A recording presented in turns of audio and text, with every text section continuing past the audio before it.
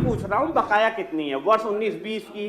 माननीय डॉक्टर आकाश जी, जब वो कह रहे हैं कि हम मार्च तक सबका भुगतान कर देंगे जी, तो अब आप सूची लेकर क्या करेंगे? माननीय सदस्य का प्रश्न ऐसे ही है जैसे कोई दान यानी भीख मांग करके दान दे रहा हो। पूछ रहा हूँ बकाया कितनी है वर्ष 19-20 की। माननीय डॉक्टर आकाश जी, जब वो कह रहे हैं कि हम मार्च तक सबका भुगतान कर देंगे जी, तो अब आप सूची लेकर क्या करेंगे? सूची का मांग रहा हूँ महोदय, केवल पूरे वर्ष का कितना बकाया होना है, कितने करोड़ रुपए। जब वो कह रहे हैं कि हम 31 मार्च तक भुगतान कर देंगे। बैठिए माननीय मुख्यमंत्री। सभापति जी, माननीय सदस्य का प्रश्न ऐसे ही है जैसे कोई दान यानी भीख मांग करके दान दे रहा हो। पिछले 7 वर्ष के अंदर उत्तर प्रदेश के अंदर शिक्षा के स्तर को सुधारने के लिए सरकार के द्वारा जो प्रयास किया गया है वह सर्वविदित है और शिक्षा से भी आपका प्रत्यक्ष और अप्रत्यक्ष संबंध है। बेसिक शिक्षा परिषद जहां आरटीआई की आप बात कर रहे हैं, 1,32,000 विद्यालयों को माननीय जनप्रतिनिधियों के सहयोग से और समाज के मानिंदों के सहयोग से ऑपरेशन कायाकल्प के अंतर्गत उनके इंफ्रास्ट्रक्चर को सुधारने के लिए बहुत बड़ा कार्य हुआ है।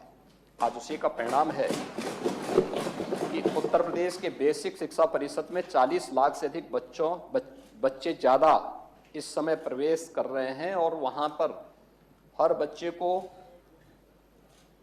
उनके यूनिफॉर्म 2 यूनिफॉर्म दिए जा रहे हैं, bag, books, shoes, sweater, socks, ये सभी उपलब्ध करवाने के साथ ही फेज वाइज हम लोगों ने एनसीईआरटी का ही पाठ्यक्रम, जिसे सीबीएसई बोर्ड भी अपने यहाँ लागू करता है, यूपी बोर्ड में भी उसको लागू करने का प्रयास हो रहा है। तो शिक्षा में समानता, ये सामाजिक असमानता को दूर करने में भी सहायक होगा।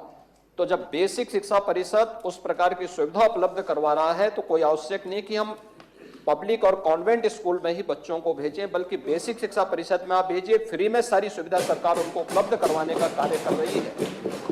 और ये पिछली प्रतिपूर्ति का माननीय मंत्री ने आपको जवाब दिया है, लेकिन हम लोग प्रोत्साहित करें। स्कूल चलो अभियान अप्रैल में और जुलाई में इसीलिए प्रारंभ किया जाता है, एक एक पखवाड़ा इसी बात को लेकर प्रारंभ किया जाता है कि हर बच्चे को स्कूल हम भेज सकें।